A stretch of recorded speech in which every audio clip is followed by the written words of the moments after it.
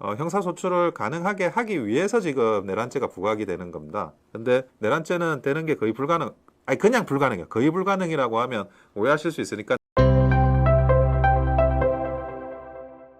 오늘 뭐 707 그 특임대 장교가 대장이 인터뷰를 했나 봐요. 그래서 뭐 끌어내라고 했다라는 지시는 없었다고 분명히 본인이 이야기를 하는 거고, 그리고 국회를 가야 되는지도 나중에 들어가지고 티맵 키고 국회 찾아갔다고 하죠.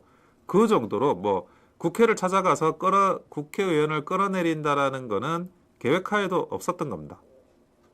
원래 우리가 예정하고 있던 계획이 아닌 거예요.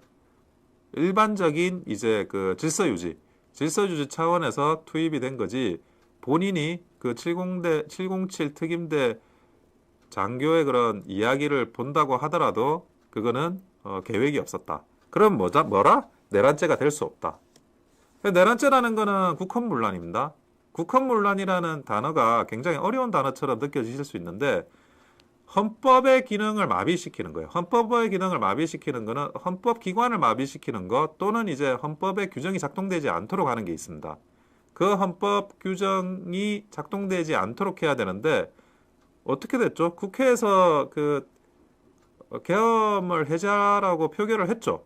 그 표결을 했는데 대통령은 그 해제를 받아들였죠. 그러면 국헌이 문란된 게 있나요? 헌법기관의 기능이 장애받은 게 있을까요? 헌법 규정이 작동이 안 된 게 있을까요? 아무것도 없습니다. 그래서 결국에는 내란죄는 성립할 수 없다. 그 이야기를 제가 분명히 드리고, 내란죄 가지고 뭐 이래저래 뭐 수사기관들이 이런 이야기 저런 이야기 하는데, 내란죄가 아니라 사실은 직권남용이 같이 고발이 돼 있어요.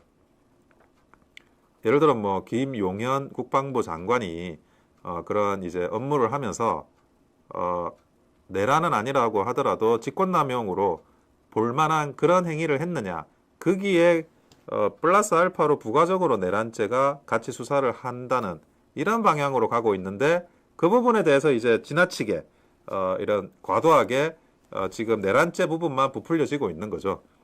근데 이 내란죄가 부풀려지는 것도 결국 대통령을 공격하기에는, 대통령은 내란죄 말고는 형사소출을 받지 않기 때문에 형사소출을 가능하게 하기 위해서 지금 내란죄가 부각이 되는 겁니다. 근데 아까도 말씀드렸다시피 내란죄는 되는 게 거의 불가능, 아니 그냥 불가능해요. 거의 불가능이라고 하면 오해하실 수 있으니까 내란죄는 불가능하고, 다른 관련 증거들, 직권남용에 관련한 그런 수사들이 아마 그 김용현 국방부 장관, 전 국방부 장관이 중심으로 해서 진행이 될 것 같습니다.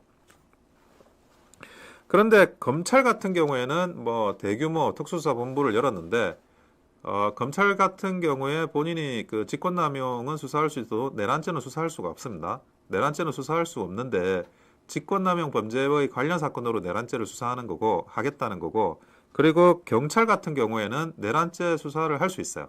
내란죄 수사를 해서 국수본에서 내란죄 수사를 본격적으로 진행을 하겠다는 거고, 공수처도 뭐 고위공직자니까 하겠다라고 하는 건데, 그 역시도 뭐 관할에 대한 좀 문제는 있습니다. 근데 원래 내란죄 관련한 조사나 수사는 국정원도 할 수 있었습니다. 과거에 대공수사권이 국정원에 그 내란죄 수사 권한이 부여가 돼 있었어요. 그런데 24년 1월 1일부로 대공수사권이 없어졌어. 없어지면서 국정원은 이제 그 이런 내란죄 수사, 반란죄 수사를 하지 못합니다. 그래서 국정원은 빠져 있습니다. 근데 이게 서로 간에 그 관할 문제 가지고 다툼이 일어나고 있는데, 이 관할 문제에 대한 다툼도 민주당이 해놓은 거야. 국정원의 대공수사권 박탈했죠. 그리고 그 검수완박하면서 검찰의 직접 수사 영역을 축소시켰죠. 공수처 만들어가지고 뭐 공수처를 한 해 만에 하면서 또 만들었죠. 그러니까 이게 어떻게 흘러나가는 과정이 굉장히 복합적으로 흘러나갈 수밖에 없도록 만들어서 지금 수사의 과정에서 관할 싸움을 하게 되는 상황이 만들어졌습니다. 뭐 답답한데, 어쨌든 내란죄가 성립하지 않으면 대통령에 대한 수사는 그렇게 사실은 피드백을 받기가 어려워요. 그 힘을 받기가 어려워요. 그리고 과거처럼 한번 그 박근혜 대통령 수사를 해본 전례가 있지만, 그때는 뇌물죄 관련한 수사고 그리고 이제 탄핵 소추를 통해 가지고 직에서 내려오고 뭐 그런 문제가 있었는데 지금 내란죄 같은 경우에는 애초에 처음부터 성립이 되지도 않기 때문에 수사를 한다 그래서 법원에서 영장이 제대로 발부나 될까 하는 생각이 들어요. 직권남용 파트가 아니라고 한다면. 그래서 각종 이제 수사기관에서 발행을 하는 청구를 하는 그 영장에 대해서 법원이 계속 기각시키고 있습니다.